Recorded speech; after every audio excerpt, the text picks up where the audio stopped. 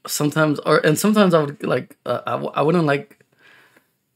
One of the things is my brother fucking takes like 40-minute showers, right? Mm-hmm. So I'm like, fuck, man, Jesus Christ, it doesn't take you that long to like get your business done, right? Mm-hmm. So I guess it's like half of it's like just showing him like, hey, bro, 120 seconds.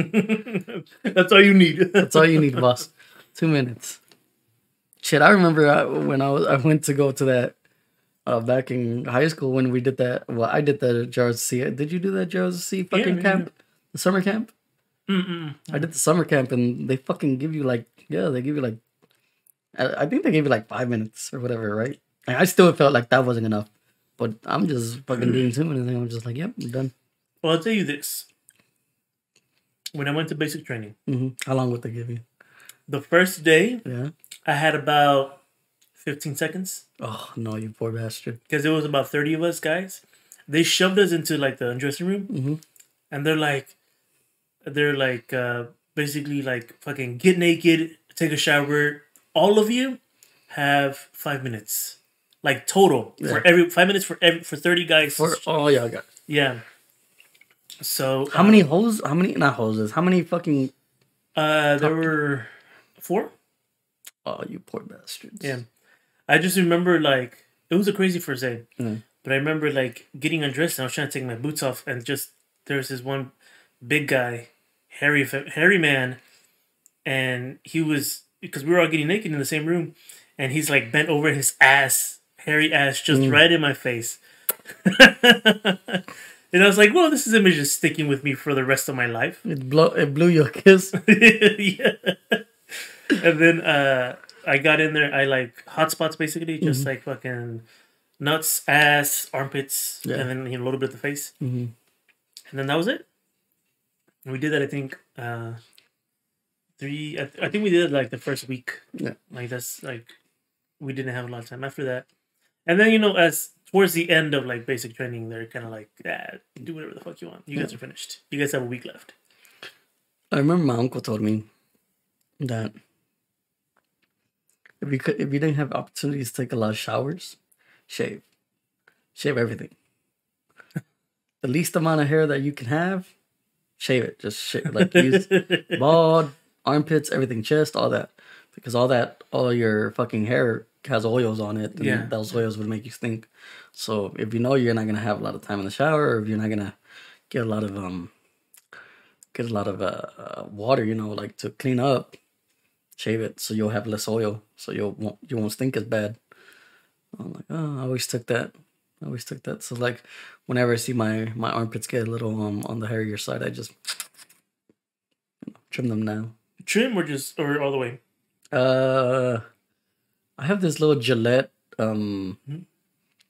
It's like a 3-in-1, 4-in-1 Gillette thing that like it's almost like clippers. Oh, okay. I use that.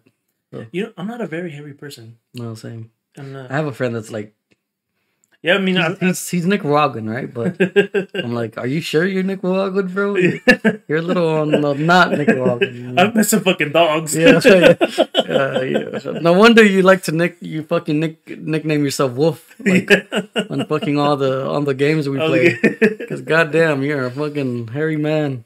Yeah, you're a wolf man. That's what it is. Yeah, I'm not a very hairy guy. I mean, my arms are very. I have hair, but it's like very thin hair. Most of my hair is on my nuts and on my head. Well, I'd say actually my eyebrows are a little bit odd. I see that. So they're kind of like incomplete. A little bit like very thin. Did you trim them? No. So that's just how they were. No. So I'll tell you. I know there's another thing that's like burned into my mind of what happened. I was in my aunt's house when I was a kid, and it was just me. I went with my mom. And they were inside, and I think maybe 8 or 9 years old. I was like, I'm gonna go outside and play, right? So I go outside and play, and I'm playing action hero, right?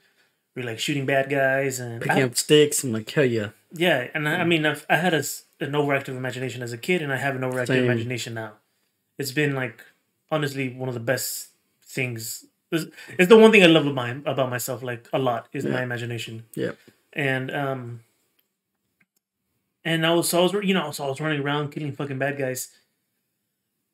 And the grass was really green and the hose was green and I didn't see it. So like I tripped and just fucking face planted right into the fucking grass. Yo. And I was dazed. I was like, I'm done for today. I'm done killing bad guys, you know. They killed me. They killed me, yeah. Their trap got me. So I go inside and I was like, hey. I was like, I just fell outside. And then, you know, I was gonna go get something to drink. Mm. And they're like, wait, come back. And I'm like, what? Because they're all sitting in the living room. Yeah. They're like, what you do to your eyebrows? What do you mean? I was like, what do you mean? They're like, why were you taking you're removing your eyebrows? I'm like, no, I wasn't. I was playing outside. Yeah. They're like, then why your eyebrows look like that? I'm like what? And they're like, you're missing, like, there's not, like, they're not all there.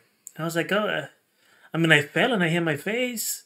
And they're like, that's not why. I'm like, fuck all y'all then. Mm-hmm. But that's why. Because that's, before then, nothing, right? Mm-hmm. That shit happened. So did you look in the mirror and you're like, what the fuck? Yeah, I looked in the mirror and I was like, oh shit. Was like, it blood?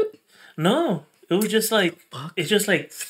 Sheared them off. Yeah. Well, because I think it's like, I mean, I was a kid, so it was just like, they're just getting pulled out. Yeah. They got like yanked out. Yeah, you know? yeah.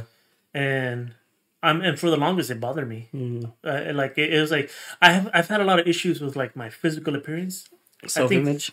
Self-image. I discovered a term years later called body dysmorphia. You don't like the way you look. So I mean, that's been one of my biggest issues throughout my entire adult life. But even like fucking bodybuilders, I feel like have that too. And it's a like a personal. It's like a mental thing. Yeah, it's like so many people have. Yeah, and so. That was one of the things that bothered me so fucking much. So much. I hated taking pictures for the longest. I have a big forehead. I mean, that's... Oh, your forehead is... Sometimes I get made fun of. I feel like your forehead is, like, reasonably proportioned to the rest of you, though. Yeah, right? But...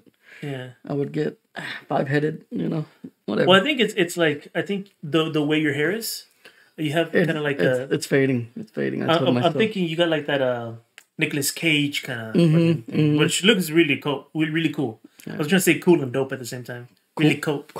Really cope. Copium. Really cope. Yeah. So yeah, I had a lot of trouble with body dysmorphia. It wasn't until like the last maybe 2 years where I started really working on fixing it. And it's been like the last maybe year, maybe like last half year, almost year, where it's not bothered me. Okay, so it's getting better. Oh yeah. It's something, you know, that once I identified it, I started working on it, and now I like when somebody like, let's take a picture. I'm like, hell yeah, I don't mind taking pictures anymore. I can like I would take a picture, and I couldn't look like I didn't like looking at myself in the picture. Yeah. Now it's changed. Now I like, you know, I like it.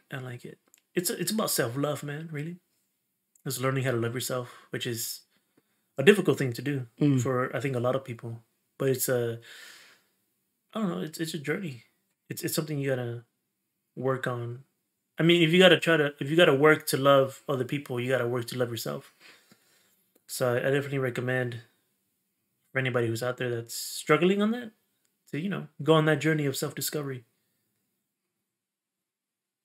That's my recommendation. Yeah. So on a unrelated note, I don't know how, like, you don't really keep up with this kind of stuff, but I do, and I like the topic. I wanted to bring that to you. Is it furry stuff? No. Okay. So it pertains to a war game tabletop 40K Warhammer 40K. The Las Vegas opening just came out. Where it's about 980 players compete in this tournament, and you know, first prize, whatever, right? It's a big tournament. It's almost 1,000 people. So it baffles me because right before, like 2 or 3 days before the tournament was set to go live, right?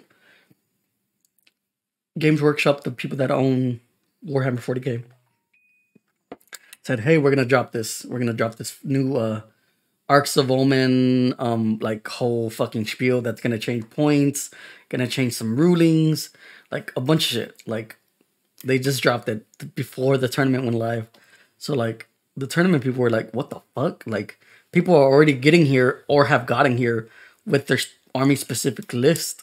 Yeah. You know, like how are you gonna do point chasing and all that? Like some of them have armies back home. You know, like they didn't bring those models, Right. and they're very technical. Like when you get to that stage and that level, You gotta have that model. Your model needs to have that gun on that model with that paint scheme. It's for it to be like, okay, it's valid, right? Yeah. Like me, I'm just playing like locally and for fun, right? So my guys have like both fucking things, right? Whatever, because it's just playing with friends. But no, you gotta play like, you know, like legit. So it's like, oh fuck, that sucks. Like that sucks for a lot of people. So the people that run the event are like, we're just gonna play Nephilim rules, like, which is with like the old, like an older older months. What they were initially, I'm assuming, going to. Yeah, exactly. Yeah. Right. So we're just gonna keep it like that. You know, run the tournament and keep going. And the guy that won the tournament was a fuck, I forgot his name, but he was running a Blood Angels list. So yeah, congratulations. He went like 9-0. Damn. Yeah, 9-0. Didn't lose a match. And then the one that he beat, I think he ended up beating some orcs, and that guy went like 8-11. So good tournament, really nice. Was it like where like you advance in ranks, or is So it based off of it's total I points think that I you think earn? from my understanding, it's at first it's point systems. Mhm. So you have points, and whoever has the highest points gets into the finales. And then at that point, or you know, and you get more points if you win, of course, right? Right. And then so once I think you play 4 games or 5 games, point system wise, and then after that it's you know, 1-on-1, you go, and I think I want to say you play games of 3 actually. It might be games of 1, but I think it's games of 3. I think it's games of 3. I'm not sure that much about but you can only imagine, because you're playing 2,000 points, and if you're good at the game, you'll probably get a game out in 2.5 hours, maybe 3. That's if you're good, and you know, like, you know your army rules, you know their army rules, and you're just keeping the flow, Right. you know. But like, let's say I play with a friend locally, like, it's gonna take a while, you know, because both of us are resting, that kind of shit.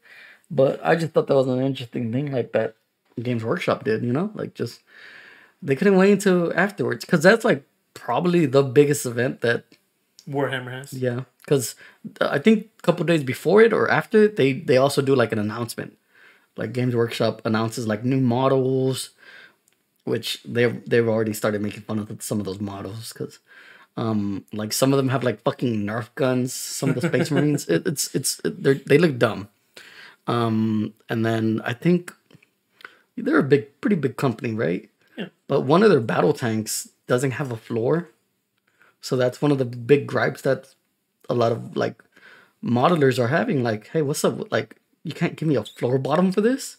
Like, I granted you can't see it, but on some of them, if they weren't made well, like in their resin and all that, like you have gaps, right? And you'll see it. It's just one of those things, right? Where you're like, how could you miss that? It's a floor for a model. Well, it could be just not that they missed it. It could just be like, let's make a decision to save money. I get that, right? But they're a huge company. Well, I mean, yeah, no, like we got to think of it as in you know, these corporate, you know, board of directors people who's like, where can we save a couple $1,000? I'm like, well, if we don't make these, then we'll save 5,000. Do it. Execute. I mean, I feel like that could be one of the reasons. Well, you know, Las Vegas has a lot of conventions. Yeah. Like just things that you wouldn't imagine would happen in Las Vegas. For example, the Warhammer one. Mm-hmm. There was a I didn't know this, but the big furry convention is in Pittsburgh. The first furry. Oh, the furry. convention is in Pittsburgh. I didn't know that. I feel like That's a big thing over there. They even have parades for the kids. I'm not surprised. I've seen furries at the Renaissance Festival. I hear there's good ones, right? Where like they do events for kids and Right. you know all this stuff, right? And then you have some scum. Of course. Well, I think furries for what they are. I think the bad name came from. I'm not gonna put it all on this show, but I feel like it's definitely one of the places that it came from was CSI Miami. I do remember that. You remember that episode? It was like furries, and they found like cum stains on the suit. And, Yeah, poor bastards. yeah. So I think some of the bad names came from that. I mean, that's where my prejudice against furries came from initially. Was like fucking furries, disgusting fucking sex fucking animals. But as you get older, you get wiser, and you're like, oh, there's some expensive ass suits. Like they're expensive suits, expensive material. So it would not make sense to have fucking furry sex in a suit. The same goes for cosplayers. A lot of people there are a lot of women who cosplay and they have this very like sexualized versions of like characters or whatever. And one of the things like I'm assuming mostly guys ask is like, oh, do you have sex in your cosplay outfit? They're like, no. Like this took me hundreds of hours. Yeah. To why would I try to rip? Why would I destroy this outfit that I worked really hard to make? That's why they invented lingerie. Like just wear lingerie. Right? Yeah. Just wear lingerie. But no, it's. I do follow. I don't know if I still do, but I follow a lot of like female cosplayers who made their own like suits, and they show like the process of how they make it and everything. It's great. I'm a big supporter for like arts and shit. Yep. I was at work today, and I was talking about some podcasts, and a coworker of mine was like talking about The Office. That they really like it. The Office. The Office, the show. Yeah. Oh, the British one. Yeah. All right. Anyway, I love that British show. There's no other show aside from that British show. No. But she was like, bottle of water. Bottle of water. I need a bottle of water.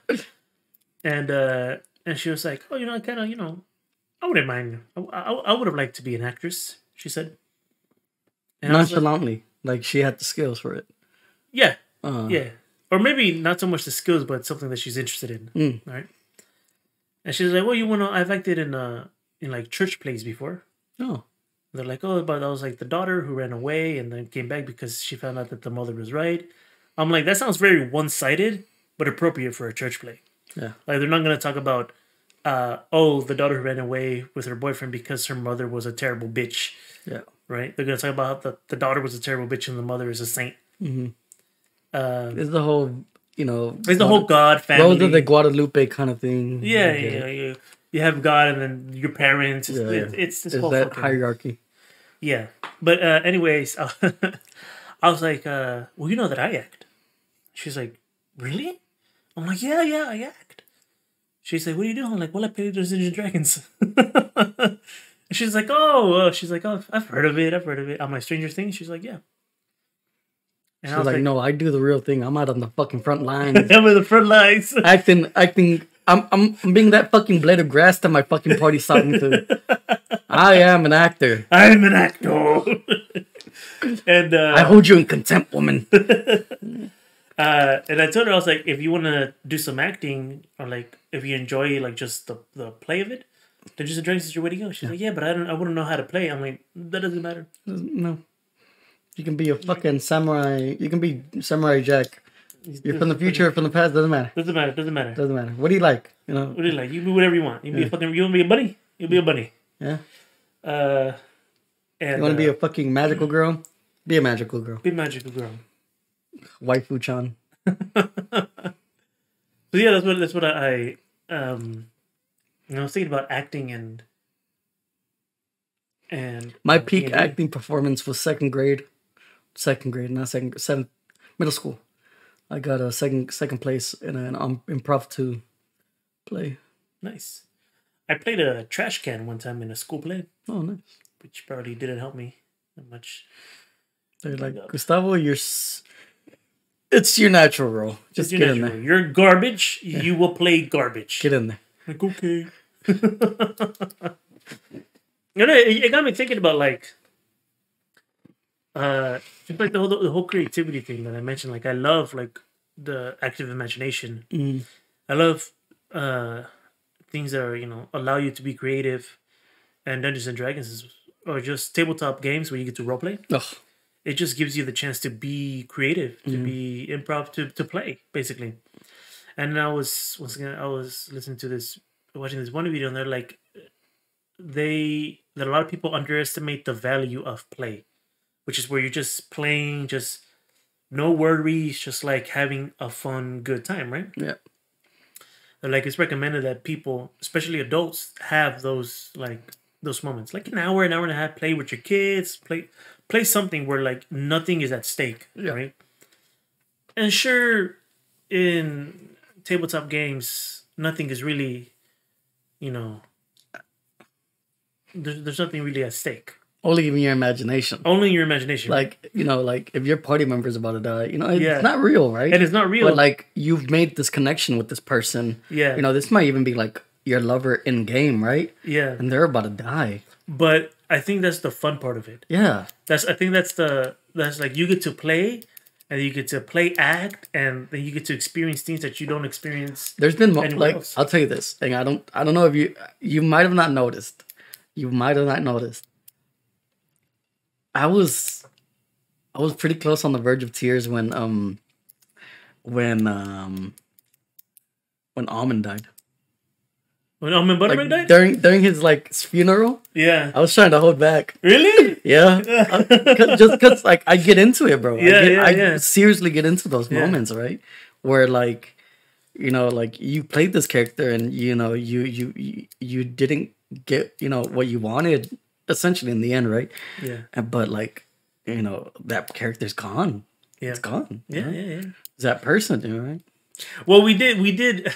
So we did kind of mess up a little bit on how his death is supposed to be, because he was a Path of the Zealot barbarian. Yeah. He was supposed to actually die. He wasn't. Yeah. But I think we talked about it and we're like, I don't want to bring him back. I'm like, that's fine. Well, that's the thing. I feel like a lot of times it's like, depending on I feel like when a character dies, for me, when an adventurer dies, and we're like low level, I think that's it. Yeah. I feel like...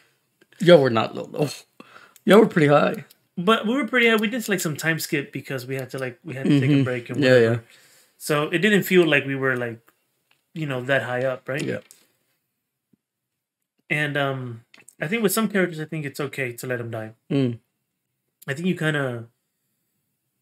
A part of you, it's not that you want them to die, but... And to the listeners, this might sound a little silly, but you want them to find peace. Yeah. And Almond Buttermilk had a troubled life.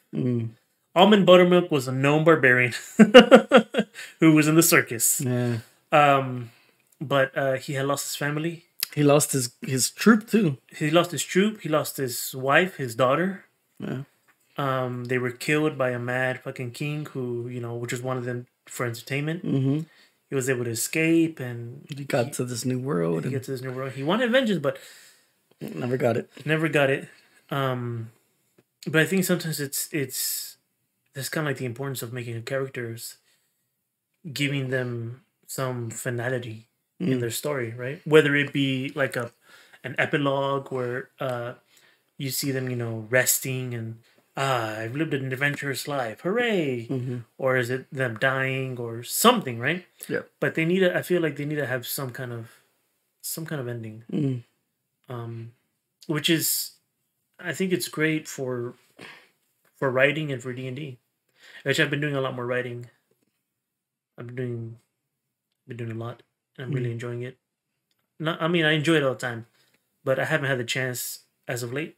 Yeah. So I've had the chance to get back into it, and I think I got a good story. I had a story that I was writing before, but like with a lot of things, I feel like I need to give more background. So I left what I was writing to write the history behind that one, if that makes sense. Mm. Like it's Like a that prequel? like a prequel. If it was released, right? Yeah. It would be the prequel. But instead, it's just book one. I don't think I've had any of my characters die yet that I remember. I think. Yeah, you did. When? Your first one. Oh, yeah, yeah. Yeah, but you brought him back. I did. Yeah, remember the Wraith? The what? The Wraith. He brought me back. God, the one in that same place. I don't remember. Something about a deal with shoes. I can't remember now. I don't remember entirely, but I do remember there was some kind of fucking silly deal. Yeah, it was a deal with shoes. Yeah, I think the reason you brought him back was like, well, we didn't know how to fucking play, right? Yeah, we don't know how to play. We didn't, this was the character. I didn't know how to make another character. Yeah, we didn't know how to make it. We were using the pre-made characters that came with the exactly with the fucking starter kit, starter pack. You remember? I remember. I didn't understand spell slots. Yeah, like I couldn't fucking wrap my head around. He was just blasting fireballs. And you're like, how's this working? This isn't supposed to do this. Like, how's it? Like, I don't understand. And I really didn't. We had to announce those patch notes to him. Hey, this week's patch, you can't do that anymore. You're getting nerfed. I think we lowered it to like 2, and they're like, "Oh, actually, no, it's actually not that at all. Not that at all. You get 1. You get 1, sir. You're level 5. You get 1." And yeah, no, I really hadn't. I mean, I opened up that rule book and I was like, I don't know what the fuck any of this is. And since then, I've learned to read rules very like, what does this mean? Like, is it this or is it this? I'm fucking. It's just. I'm usually usually if I can't figure out a rule, I have a council of DMs that I refer to. Like, what? How would you guys? So it's on my Thursday table. 4 out of those 5, like no, wait, 1, 2, 3, 4 out of the 6 people that I play with are DMs at different games. So I would be like, my fellow DMs, this is how I want to rule this. Tell me if I'm wrong. Like, how would you go about it? You know, just to see, because like sometimes my rulings are like to the T. If I think one of the things was like it was like a fireworks spell or whatever. Yeah, fireworks, and she's like, oh, I want to do this with it. Like, I think she wanted to like make a cloud of smoke or something like that. I'm like, well, your spell only doesn't do damage, and it doesn't do that. Like, read the rules and all this other stuff, right? And to the T, I'm like, that's all you get. I think you need a fire source. Okay. And there was a fireplace, but it wasn't lit. Right. She's like, "Can I use that?" I'm like, "No, there's no fire in the fireplace. Like, you have no source, right?" So that's what we ended up. The ruling was, but I've had a couple of times like that where like, you know, how would you rule a line, like a line blast, like if it touches the square or like, and we've gotten into a lot of things. Let me take a pause moment right here. My dog playing with something. I don't know. It doesn't sound like any of her toys. Well, you can pause it. I'm gonna use the restroom. Well, I mean, I'm just gonna leave it. I brought some cookies. No, I saw that. They're like s'mores. I want you to try this because you're a tea drinker. You want to try it? No. I want you to try this whenever you have the chance. But like, make a big batch. You know, make a big batch of teas. Like, what tea do you do? Green or black? I don't know. I mean, I just get some like. There's like common content sort of tea, and there's like some tea that's like to help you sleep. I'm gonna look for some like so because what my theory on this, if I'm right, should be good. So like black or green, really good tea, right? Yeah, like good quality tea, not like fucking Lipton, right? But like mine. Yeah. I don't get Lipton. Buy some good shit, you know, make it, you know, boil the water, seep it, all that shit, right? And then add honey to it. Because an actual honey, like natural honey, right? I got some really good honey from the Renaissance Festival. Yeah, right? Natural honey. Oh, yeah, really good. So add natural honey, mix it in there, and then add I'll tell you about the honey right now. Go ahead. and then add lemon and lime juice, both. Both. Like add like I don't know until flavor until your flavors consent with you, right? And then ice it, like not freeze it, but like put it in the fridge, right? Put it in the fridge, and then every day just fill up your thermal or fill up whatever fucking container you're gonna be drinking from with that, and see how it feels. I feel like all those things, you know, like citruses are natural, like vitamins and especially lime and lemon, they say are fat burners. Well, right. I mean, just from the sound of it, it's a lot of good healthy things. Yeah, exactly. That are going into the team. And honey's good for you. Yeah. You know, it's good sugars, not like really bad sugars. I heard too much though is bad. Yeah. I mean, too much of anything is fucking but like bad. you gotta think about portions, right? Like how much fucking honey are you putting, right? Yeah, right. You're not gonna put one spoonful for like a fucking gallon, right? You're gonna portion it out so each cup is enough, right? Right. So you portion it out, and then teas, see you have your caffeines and all these other things. I think that would be a really good combo to like drink daily with your like whatever meal prep you're doing. Yeah. Like instead of not drinking water, right? But, right. Because I mean, I drink water already, but I like drinking something with a little bit of flavor. Yeah. When I eat food, I think that would be really good. I'll definitely look into it. See if I can find some stuff. Have you heard of mud water? I think I have. It's like mushroom water. Essentially, it's I haven't heard. Lion's Mane. Well, look it up. It's mud water. MUD. I think it's MUDWTR. Yeah, mud water. Yeah, mud fucking. Yeah, they spell it out. It's the first one. Yeah. Oh, I don't. For some reason, I like clicking on the ones that say. Yeah. I got you. Okay, so some shrooms. Essentially, it's like it's a. Oh, they have matcha now. I was looking at the first one. No, fuck that. Look at the first one. Yeah, that one. I would really love to do some psychedelics. So some ayahuasca. We should. Masala chai, cacao, mushroom. Do they have? Oh, they have them cordyceps, all that shit. Yeah. Oh shit. Lion's mane. Yeah. Himalayan salt. And they have sweeteners, but like go down. I think the sweeteners might be farther down. A little more. Oh, what's that? What's that purple one? This one is. It tastes like. Oh, it's like Unwind. Oh, okay. Super chill, baby. It's Morgan Freeman. Oh, okay, go down. Like a warm hug from mom. Yeah, I saw Morgan that. Freeman never theme. I saw that. That's so dumb, right?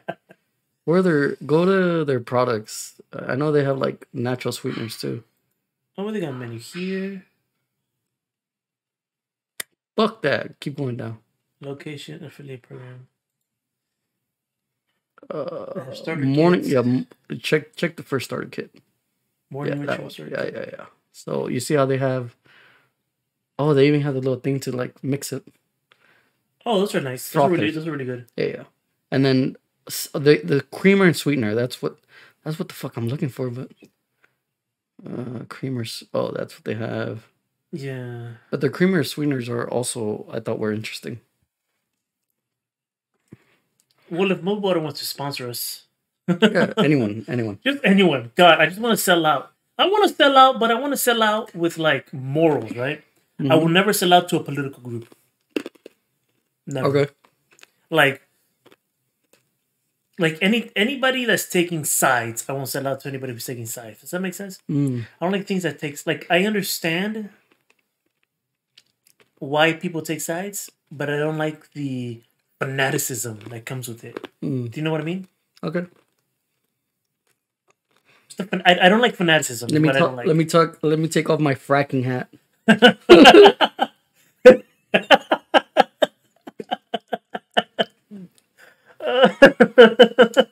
thought we were there already.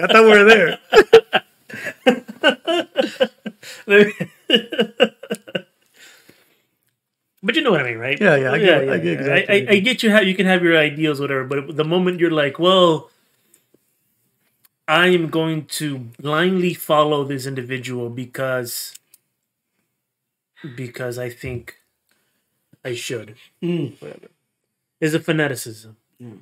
I compare it to like Nazis and Hitler, right? Where you just follow blindly. I think after a couple of years, another race gets sort of almost semi-wiped out. I get you. Yeah. It happens. No, it's fucking genocides are common apparently. They are. They really are. Especially What's the what most what's recent genocide. most recent genocide? Most. I think it's at least less than 10 years. It has to be. Oh look, the first option In is Africa. Africa. Poor bastards. And They have a lot. They have a lot. modern a lot era of it is, genocides. 1994, really? a lot of the. No way it's been 20 years. I'm trying to move it a little bit closer over here to us. The genocide in Darfur. Okay. Darfur. 2003? 20 years. Damn. Yeah. It's been 20 years since I'm fucking... Government-sponsored militias known as the Janjaweed have conducted a calculated campaign of slaughter, rape, and starvation and displacement in Darfur. Darfur? Yeah. 400 people have died due to violence. There is this place in China. Mhm. It is... I know the Cambodian genocides. I did a lot of research on that Cambodian one. Well, there's one called... So they're called like... No, I don't know. Oh, yeah. Here About we the go. religious groups. Yeah, Where they're, yeah. some of them were being organ harvested. So, Yeah, for sure. Yeah, I know about these those. people are Uyghurs, yeah, in these camps as well as members of the... So basically in China, they have these camps of this ethnic group. Mm-hmm. And people are turning a blind eye to it. Yeah, it's crazy. It's fucking ridiculous. But, let's see, locations... A dynamic list because it's I mean, fucking... but be honest, right? Like, it's not like you're gonna go over there next year and just fucking be modern day Rambo. But I get you can voice, but like, there's only so much you can do it from another country. Right? I'll tell you this. I'm powerless. Yeah. I'm powerless for a lot of issues of this world. Like, I'm powerless with global warming. Mm. I'm powerless with the Uyghur camps. Yeah. I'm powerless with so much. It took me a while to like accept that. Right. That's what I've never like, I felt the same, right? Remember when they was it what happened in France? Like explosions or someone ran people over in France? I think both. Something has happened in France, right? So and this was still probably when we were in high school, but I was like, people were changing their profiles to like the whole France profile. Oh yeah. And I was just like, what the fuck are you accomplishing? Yeah, man, good job. Yeah, you know, I get the same thing. Stand by them and all this. I'm like, yeah, man, good job. I get the same thing when people are like thoughts and prayers. Yeah, that's I feel like some people need to feel like they're doing something. Yeah. If you're a religious person, your thoughts and your prayers carry a lot of weight. You know, so like to you. I mean, if I'm a religious person, my thoughts, my prayers, God is real to me. Mm-hmm. Therefore, if I'm sending thoughts and prayers to somebody, I'm sending real help to them. Yeah. I don't know if that's what they're thinking, but that's what I can only assume is like thoughts and prayers is actually doing something. Yeah. It's not doing anything, but it's to them it might actually be doing something, like, you know? Yeah. But yeah, I can't get behind the thoughts and prayers or like changing your profile pic to something or to something else. Mm-hmm. It doesn't. It's not something that resonates with me as I'm gonna do this to help. Like who? I feel like a lot of it. I don't know if I'm gonna be wrong for saying this. I think it's just a lot of people being selfish. And they want others to be like, oh, he cares. He's up with current events and he cares. Yeah. Right? Like, okay.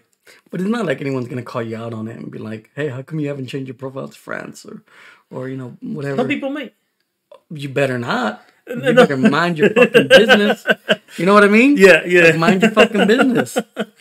Yeah, it was, like I said, How are you gonna strong arm me into fucking into changing my fucking profile picture. yeah, you fucking mad lad, you know? Like with the shit with what happened in Ukraine. First of all, they're holding their own. Holy fucking shit, the motherfuckers are resilient. The Ukrainian people. Yeah, that's surprising. Yeah, I was. But also, I think Russia's putting up sort of a semi front. I think they. I think it could be that the soldiers don't like. They don't want to. They're not into it. They're not in it. I think. I feel like Putin. They don't have the fanaticism. They don't. They're too. The world is too interconnected, to where like, yo, I played fucking video games with the guy in Ukraine. Or Ukraine's like I played. Yeah, I read it with some guy. You know, that kind of shit. Yeah. Yeah. So I think that's a big part of it. Oh yeah. Right. That is just they're not into it. This isn't like fucking early 20th century where World War II, you're sending droves of your people to die, wholly unequipped. Yeah. So I think. So a lot of people were like changing their stuff to like Ukraine, and I didn't. I didn't. I don't know what that would accomplish. Even like yeah. I mean, they're doing a hell of a job, anyways. Well, like I'm just like maybe I'm the ass for it, right? But like even I feel like this frustrates you. even with the things like that the government are doing, right? Like we're like sending things over, right? Millions of dollars, billions of dollars. I'm like, yeah, man, but like. Have you seen our like education system? Well, have you seen our homeless problem? Like, do we have that in the budget? Which we're just about to hit the ceiling. Yeah. For the fucking debt budget, right? Did we have that money to like, hey, here you go, Ukraine, Well, think about it like this. You have I'm very who was that fucking president? I like isolationist. Yeah. I'm very into that. But I can't remember who his name was, but it was it's the whole it was post World War I. Yeah. Well, so I think just looking at the amount of money that we spend on military, like ridiculous. Where they're like, yeah, we're gonna spend $4 billion on military spending. I'm like. Why? I thought we were broke. Yeah. Why? It's like what we're like almost 5 times to 8 times % higher than the next country. Yeah. What are you doing? I'm telling you, man. They're. I turn into. I guess we could call it a socialist. Whenever I see that unnecessary spending, and I'm like, and then I see the homelessness in cities. I love it when they call it out. I love it like when they go in like to fucking meetings and they're like, why did the defense budget spend like $4,000 on this one component, and y'all bought 2,000 of them? Yeah. On this one component, and they're like, oh well, we need a machine that can make that, and all this. I'm like. This one piece, no bigger than a nut. It costs $4,000. You're fucking with us. Like the government contracts were like, you're literally fucking with us. Oh, absolutely. They are absolutely. I think you have to look at it as well. Like it's not just like these weapons and arms manufacturers. Like they just switched from the M4, right? They're switching to SIGs. I think so. Yeah. Yeah. Well, and it's basically like you got these people, right? They want to get stuff made, right? They want to win these contracts because they're going to get money from the government. Yeah. Well, you need to influence votes to go a certain way. Now, you can't directly, quote unquote, bribe someone. You can't be like, I'm going to give you $30,000 if you vote this way. But you can lobby for them. You can lobby for them, and also birthday gifts, expensive dinners. I'm talking about like, oh. It's your birthday. Here's this. I don't know, $5,000 watch. Yeah. Think about me when you're voting for spending, and that's how it's done. I know this because I had a professor who headed a lobby for education spending, and he would take congressmen and senators out to dinner, to fancy dinners, and give them like fancy gifts. And he's like, that's how the game is played. and it's not illegal. No. It's not illegal. But like, and then it comes again to like, I'm not gonna do anything about it. No, you're not. I'm powerless against this, so I'll sit here and criticize, right? Batman, if you're out there, get Batman, if you're out there, Batman, you billionaire son of a bitch, if you're out there. I know you're working with him too, you son of a bitch. No, I get what you mean, but like, I don't know if you heard, but we're sending tanks over to them. I would have to Ukraine. I think 39 or 31 tanks, which is an odd number. They're sending an odd number of tanks. Yeah. But under the stipulations, we're not going to send them for a long time. We're not sending them some used ones. They're going to be made and built, and then we're going to send them. Well, I'll tell you this. A lot of so there's some vehicles that are made and built are made overseas by contract companies. We had, they're called MATVs and Max Pros. Yeah. There's some big vehicles we used when we went on patrols in Afghanistan. And they were, I think, like Swedish or something made. They were made basically in Europe. Yeah. Easier to transport on land over to Afghanistan. Yeah. But yeah, they would make them over there and then they would send them because that stuff, they're not bringing it back. Yeah. There's a lot of stuff whenever...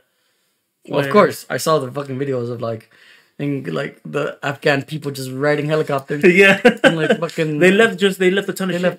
They left a ton of shit, yeah. So it's... I'm not surprised. Yeah, we're sending them Abrams. We're sending them Abrams. Abrams 6, yeah. We're sending them Abrams 31. And again, they're gonna have to know. They're sending people to teach them how to use them, how to maintain them, all that shit too. You know. So we're getting a little active in there, right? But not just us.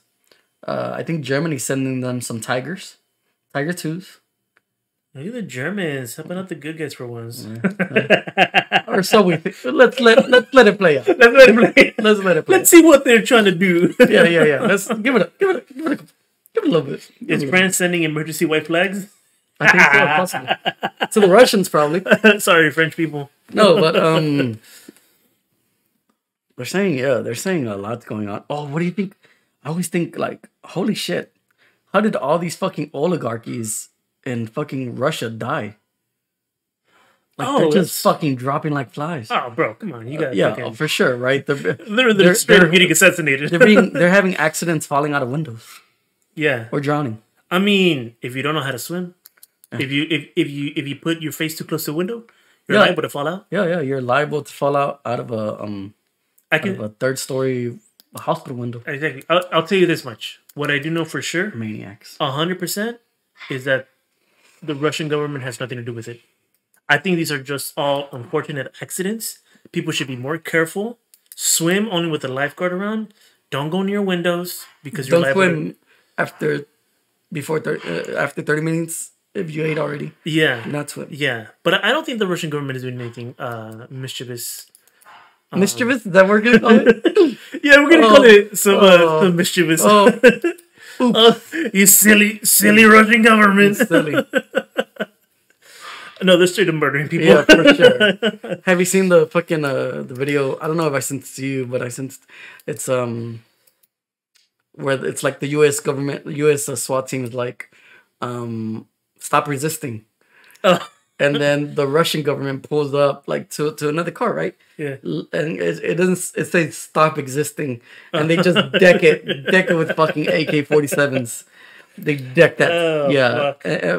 One car they just shoot. Yeah, they fucking kill everyone in the fucking car. The other one they throw like a grenade in the car. Yeah. Do you know Steven Seagal? The martial artist of our time? Yes, I know Steven Seagal. Yes. You know the great Steven Seagal? Yeah. Yes. He's fucking big in Russia. Is he? He's huge. He has a Russian citizenship. Holy shit. He has sat down, I think, and had talks with Putin on some interview shows or whatever. But this motherfucker is big in Russia. Yeah, he's probably you see that helicopter? I know it was made in Russia, but I've been flying them for 47 years. He oh fuck. I've seen him I see some of his fight scenes and they're all terrible.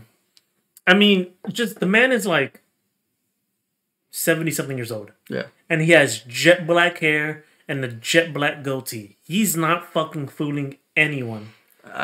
there's these YouTubers that like watch cigar movies, and they're just fucking dogging on him, bro. Like, there's some where they point out scenes where like, yeah, he's not even fighting. Like, he's not like even in the. All he does is 1-2 shots, walk, and they cut away from him, and they progress like that. Like, Yeah. that's how they have to build around his movies. Like, Yeah. Well, I saw. I watched an episode of Walker Texas Ranger about a few weeks ago, and is this Chuck Norris? Chuck Norris. Chuck Yeah. Norris. And when he was doing that show, he was up in his 60s. Jesus Christ! Yeah, because it's like 80 something right now. Right now? Yeah, it's like 80 something. Chuck Norris. He doesn't look it. Have you seen a recent photo of him? Show me. He fucking looks it.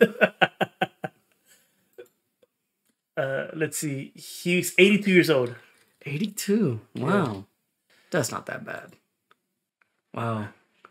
You have a wonderful computer, but these photos are kind of garbage. No, don't fucking do that. Let's just go back. See, he doesn't look that bad though. For 82? For 82, he looks 82. Look at that one. Look at that one. That is not 82. That is like that is 60, definitely 65. That's it. I'll show you 65. Let me see. Here. That's 65. Holy shit. That's 65. It's all in the hair, man. Yeah. It's all in the hair. Man. He has good hair. He has good hair. But he was I was watching one of his episodes on Walker Texas Ranger, and there's this other guy. He played the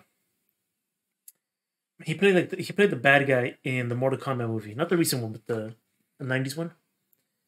And Shao Kahn, he played Shao Kahn. Yeah. So, and he was doing like some martial arts, like straight up martial arts. You know it's him. So when he's doing it, and Chuck Norris is blocking, he's doing this. He's just moving his arms like he's running with his arms really up. That's this how he blocks. Just boom, boom, boom. Mm-hmm. And then when it's Chuck Norris doing like a fucking roundhouse, you don't see his face. Oh, you just see the back of him, and he spins, and his cowboy hat covers his face. You can tell it's not him fighting. Yeah. It's not him fighting in any of this. But you Chuck Norris, he cultivated this macho persona. He was in Enter the Dragon with Bruce Lee, and they fight, and I think that was like his big break. He did a lot of like fighting stuff. I think he's like super Republican or whatever. But he's got like this much. I mean, all the fucking Chuck Norris jokes that there were. When Chuck Norris does push-ups, he pushes the earth down instead of up. So all this shit. So it makes sense that as an actor in his 60s in fucking a show about him being a martial arts fucking Texas Ranger, that he would have to do some martial arts stuff, and he can't.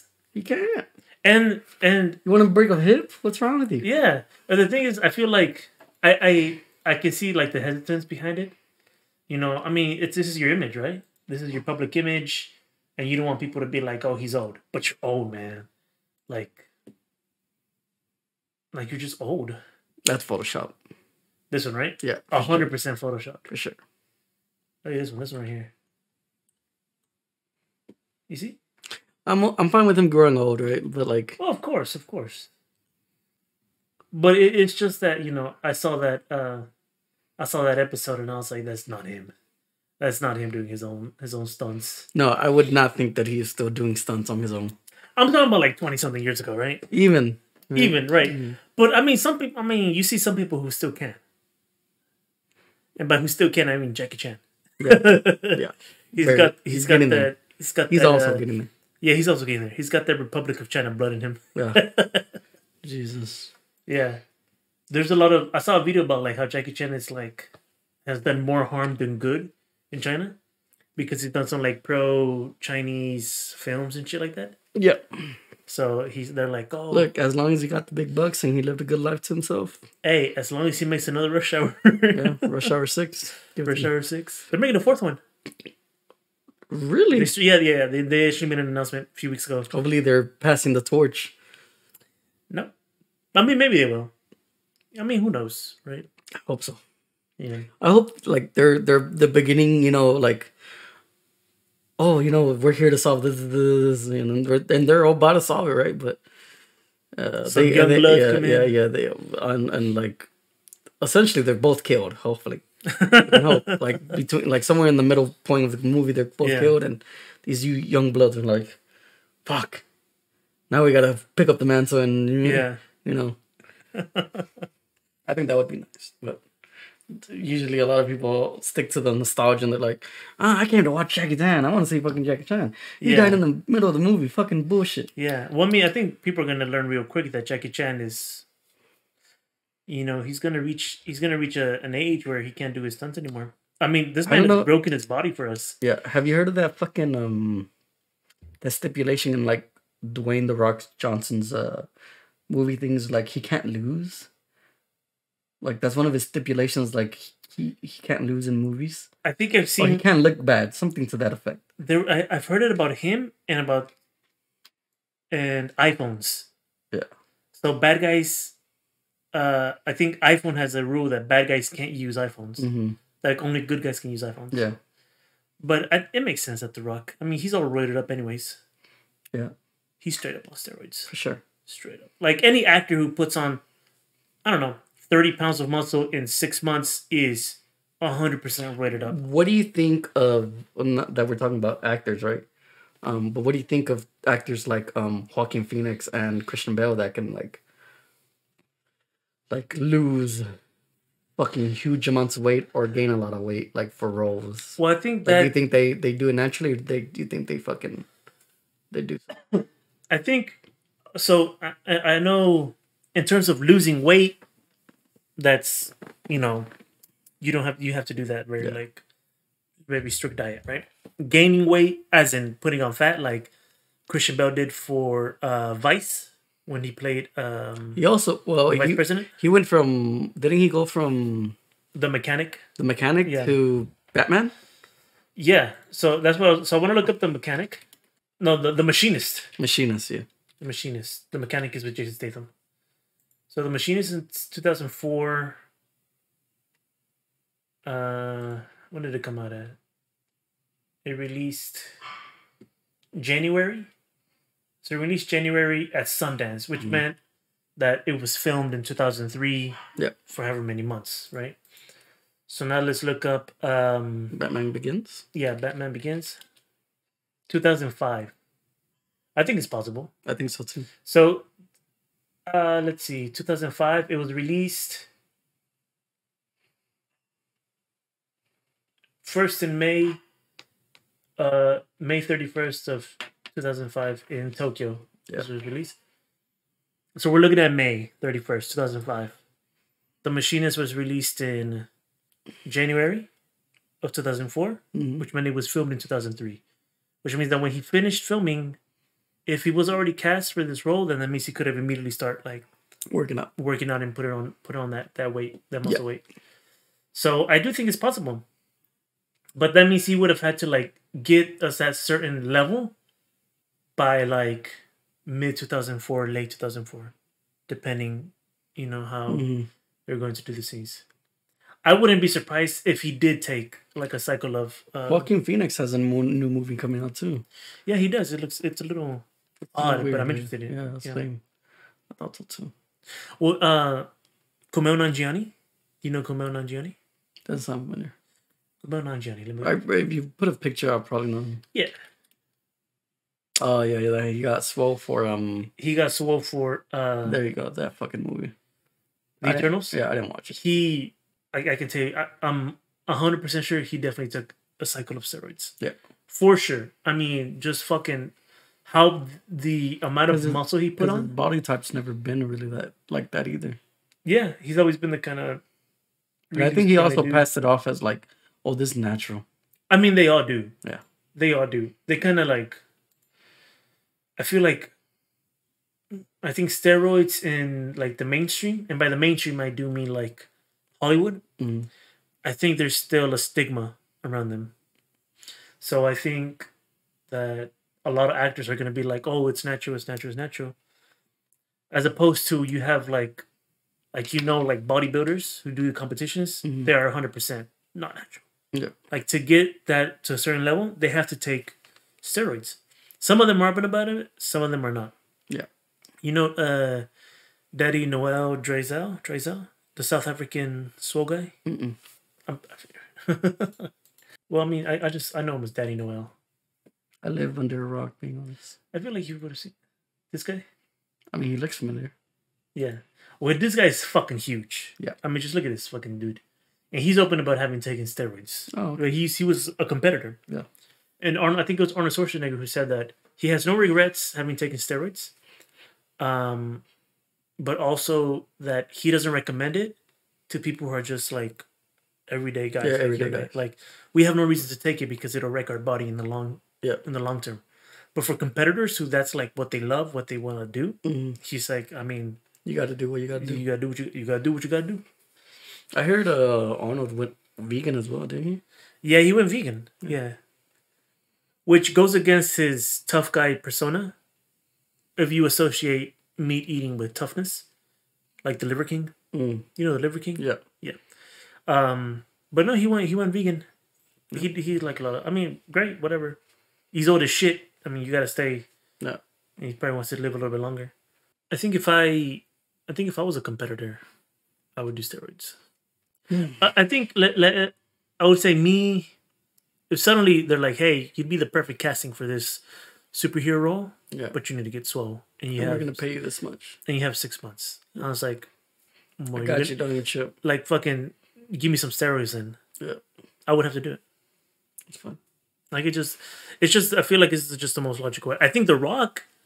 I think he stays steady on steroids. Yeah, because he has that supply of it. Yeah, he's built that. You know. That persona of this, but he's also like, you look at his high school pictures and you're like, I mean, he's fuck, yeah, but he is this is the biggest he's been, even during his WWE days, he was not that big. He was not that big. So the fact that he's this big now at this age, it's for sure. And the thing is, he's not a A-list movie star.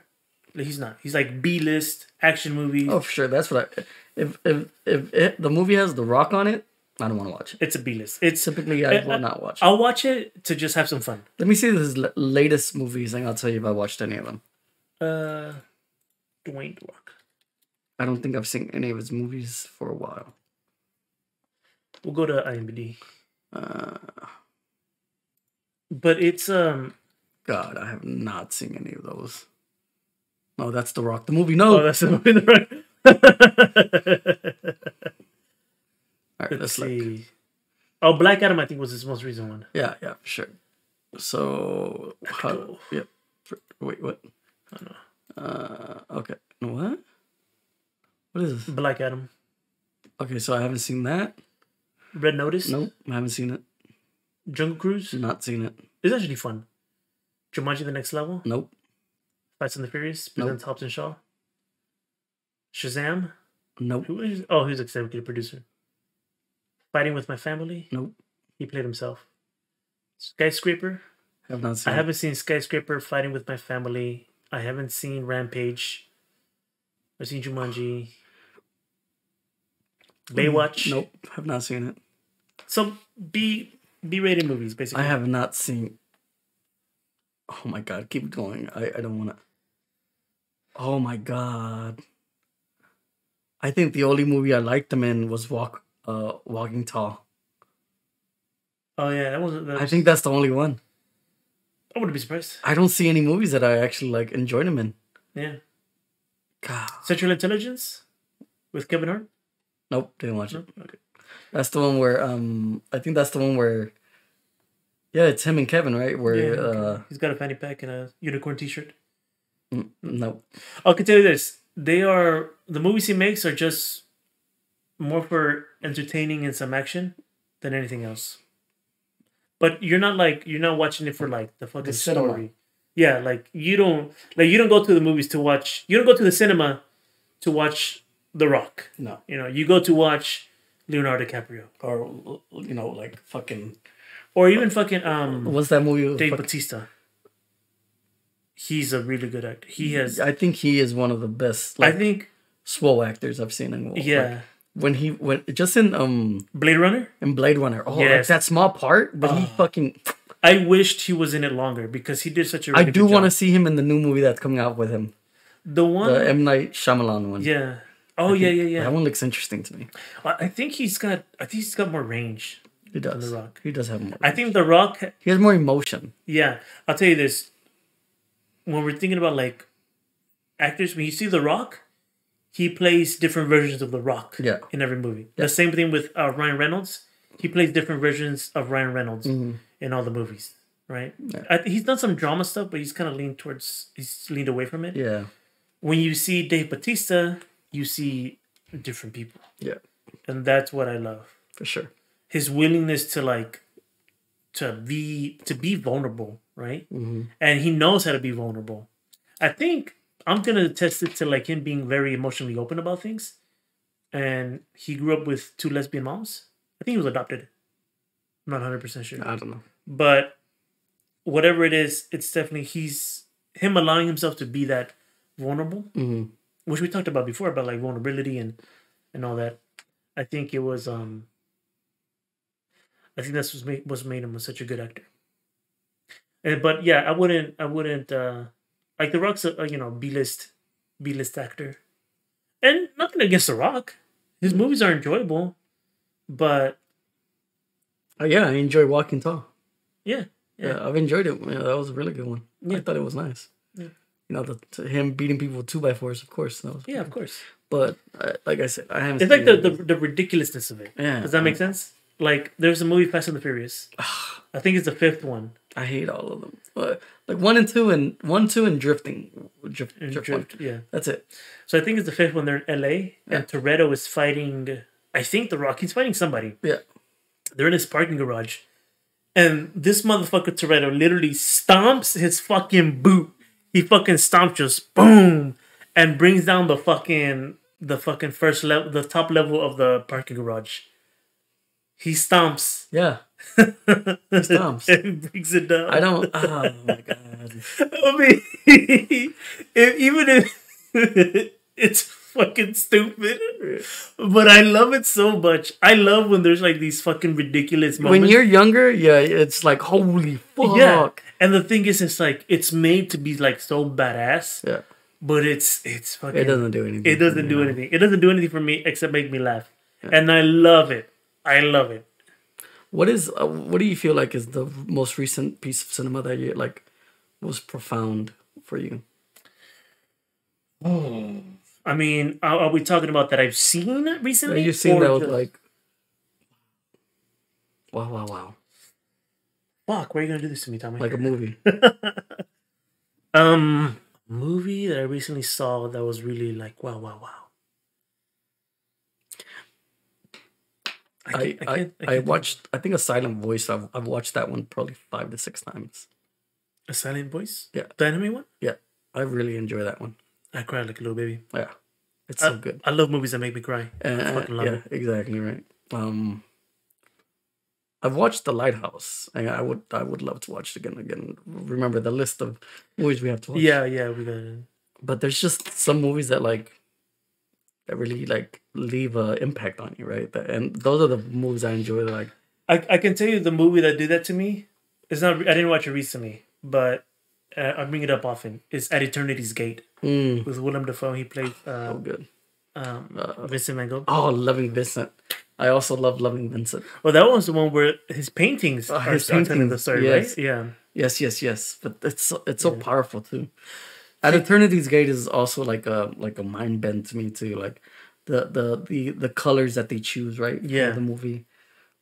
Like there's scenes where it's like almost like a purple hue, and you're like, where did they go with this color, right? Yeah. I think so. Okay, I think I got one. In the Mood for Love. It's a Hong Kong film. Okay. Hong Kong cinema film. Oh. Directed by Wong Kar-wai. He has a lot of like really great movies. And put it up. I yeah. feel like I've seen that. Or no, I've heard of it. In the Mood for Love. In the Mood for Love, yeah. Let me just show me one image of it.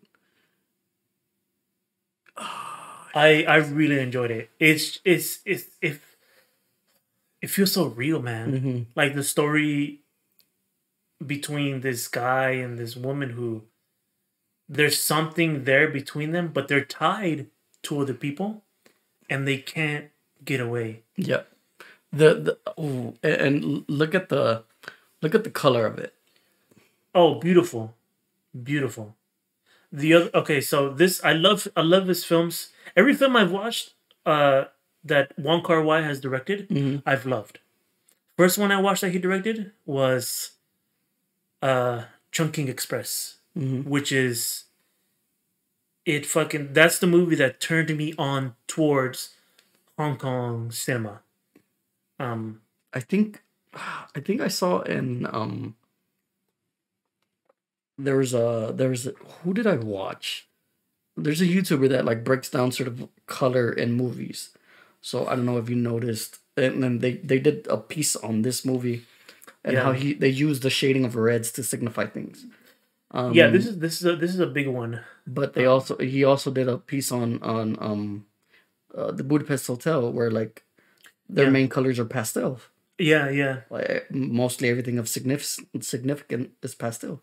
So I just thought that was interesting too. Like viewing things from like different angles like that, like and not just taking the movie for what you're seeing at face value. Yeah. I always try to find like what is the deeper, like what am I getting that's like at a deeper level of it, right? Yeah.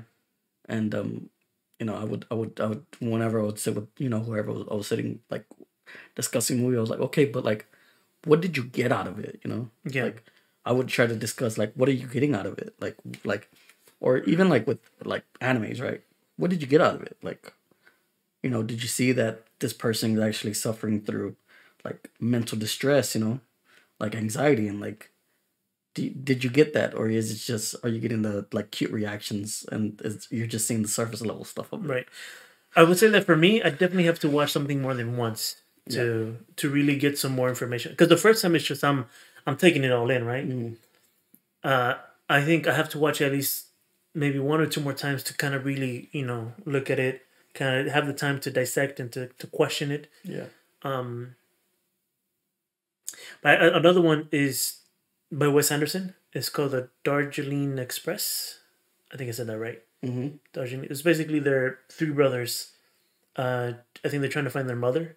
Okay. And they're in India, and they're like basically on the train throughout this whole little adventure. But it's an interesting that one. I think is just an interesting story, and it has a lot of really good scenes between these brothers. But I think this one, "In the Mood for Love," is the one that I saw most recently that I really enjoyed. I really loved. I love the characters, the dynamic between the two of them, the struggle that they have, that they show, and a lot of it is like a silent struggle, right? It's the looks that they exchange. It's the things that they don't say, Sharing and then maybe sharing a cigarette, that kind of thing, right? Yeah, it's the things that it's like the yearning, right? Almost. It really is. It's the yearning. They never say it, they never show it, but it's the yearning, right? I think they for like the longest, I think for a big part of the movie, they don't say anything. Yeah. But I can't remember if they start like insinuating that there is that yearning. Yeah. But it's a difficult thing because both of them are married. Yeah. You know. But I think this is a good film. Once again, I found this one. I knew about it, but I had it on the Criterion channel. Which, like I've mentioned it multiple times before, it's a great source for like sponsorship. It's a great source. It's a great source for like older movies. I watched this weekend a movie called The Glass Key, and it was a 1942 sort of not really a detective story, but like these gangsters. They never said they're gangsters, right? But they're like these gangsters who one's running for office, and the other one is like his best friend who's kind of helped him out through this and trying to look out for him. It was an interesting little story. Have you watched Chinatown? I don't think I have. Watch it one day. It's one of those older movies. It's a detective movie. LA detective movie. You'll like it. Yeah.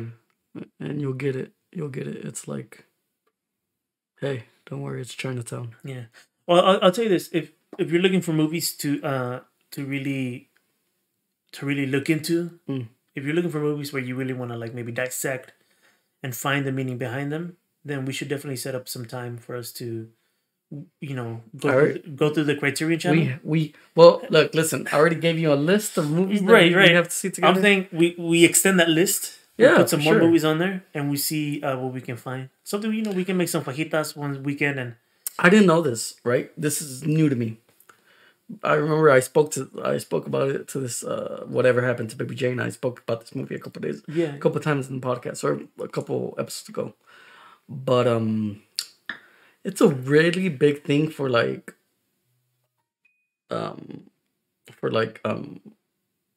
the LGBTQ community.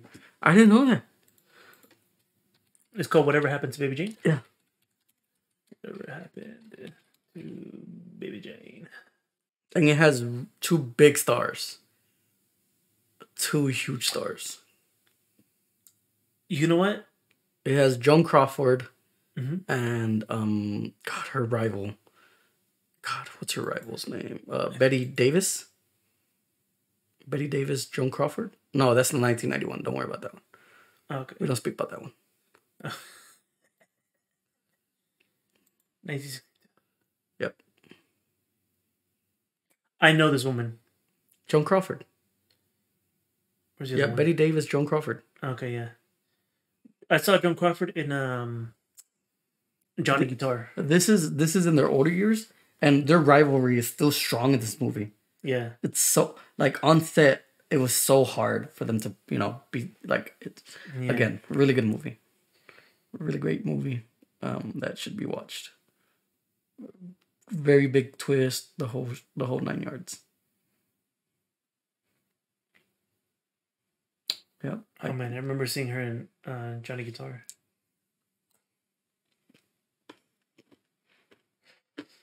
Yeah. Yeah, no, I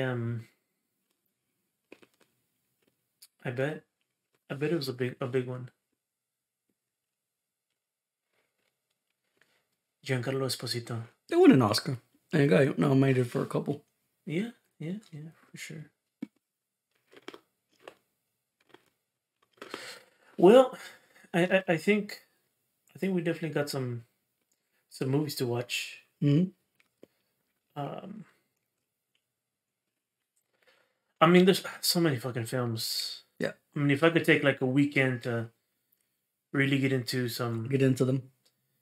them and like watch them once and watch them again. There's some stuff where I like taking notes on some things, but like I want to look at the screen, right? So I feel like I gotta watch it once, I'll watch it again and take films because it's all storytelling. Yeah, right? I love storytelling in any form. I fell in love with storytelling in video games, and so books kind of became my kind of default to go to because I wanted to tell a story. Yeah, and it's the easiest thing for me to do is to write a book than it is to make a fucking video game. But yeah, we gotta get to that story pretty soon. Which story? The story on the TV.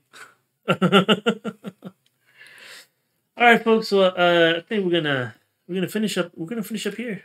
Yeah, we do these on Mondays. We do these on Mondays. They'll go up on Fridays. Yep. So I spend the week kind of editing. Really, a lot of it is spent just uploading the video. Yeah. up to all the platforms. Up to the platforms. So a few things about that. So for starters, we're on YouTube. Of course, we're on YouTube. Okay, let's do a name. Okay, YouTube. We're on YouTube. We're on Spotify. Okay. Right. So you probably already listened to this on YouTube or Spotify. And now we are on Amazon Music. Oh. We're on Amazon Music, and we should be on. By the time this episode goes up, we should already be on Google Music. Wow. So we're on 4 platforms. I tried to put us up on Apple, but I had to make an account with Apple. Fuck that. And it was getting late, and I wasn't gonna try to make. But my plan is to get us up on Apple Music as well. But we're on that. We're on those platforms under the title "You, Me, and Dice" with Tommy and Eddie. Or is it Eddie and Tommy? Either or. Eddie and Tommy. with Eddie and Tommy. Yeah, I think so. With Tommy and Eddie. I like Tommy and Eddie better. Either way. Either or. I mean, the both of us are here. Yeah. So yeah, you can find us, and on YouTube you can find the link to those, to the Spotify, to the Amazon Music on there. You can find a link to the Patreon as well, in case you guys want to send some cheddar cheese our way. I'm no longer lactose intolerant, so I can take it. Yeah. And then I think that's it for links. Yeah, I think so. It. We don't have any kind of social media for it. No, like we don't. No Twitter or nothing. We just use our pages, our own pages. We just use our own pages, which maybe we should like make like a Twitter or something. Yeah, like something to announce it. A Twitter or it's on Instagram. Are you sure? Let's just I've been eating this. Oh, okay, that. okay. I've had a combination of things to eat today. Yeah, I just hear that. Yeah, no. I'll tell you this. I know when my stomach is rumbling because of milk, and this isn't because of milk. This isn't because of milk. So yeah, that's what we're on. Check us out. I don't have anything else. Am I missing something? No, I don't think so. Like and subscribe. Like and subscribe. Yeah. You wherever you listen to us on, rate us. Give us a 5-star rating. Or 4-star. Or just any rating. Let us know. Even at that point, just listen to the whole thing. Yeah, listen to the whole thing. Let us know what you think. Yeah. I know the audio isn't perfect. Right now we're working with what we got. And we're working to... Yeah, I'm looking at some $1,000 mics. Jesus. No, I'm kidding. No, what we can do is we can put up some soundproofing foam up in here. Eventually, if we ever do like get a larger pool of subscribers and all these things, right? I wouldn't even mind doing like a PO box, right? Like getting a PO box somewhere out here. Yeah, definitely we could do it. So y'all can send us things, and if we eventually get to video, right, where you can see our faces and all that. Yeah, I mean you can see my face when I stream. Yeah, you can see his face. Yeah. But we'll probably try to do some unboxings whenever y'all do whenever y'all send things. But that's later down the line. Yeah. But also in terms of, I would say like the best form of measurement, I think it's either Patreon. If we get people on there, like I put like 100 people. I mean, it's a stretch. It's a big stretch. But I think if we get to 100 people, like a Q&A, people can ask us any questions on Patreon. They can ask us whatever they want. Get some questions from there. Get some questions from the YouTube if there's any questions there. But I'll be more than happy to like have like a stream dedicated to like, Q&A. See what people want. I say stream, a video, podcast, because I think it'd be fun. I think so too.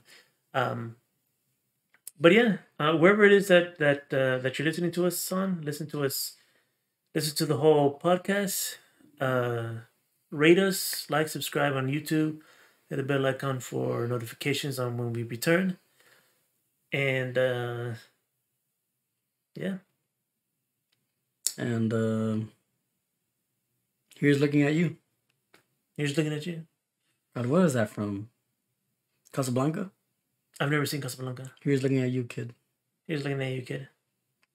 All right, kiddos. Papa, Tommy, and Papa Eddie gotta go. We're gonna go see the last. We're gonna go see the last.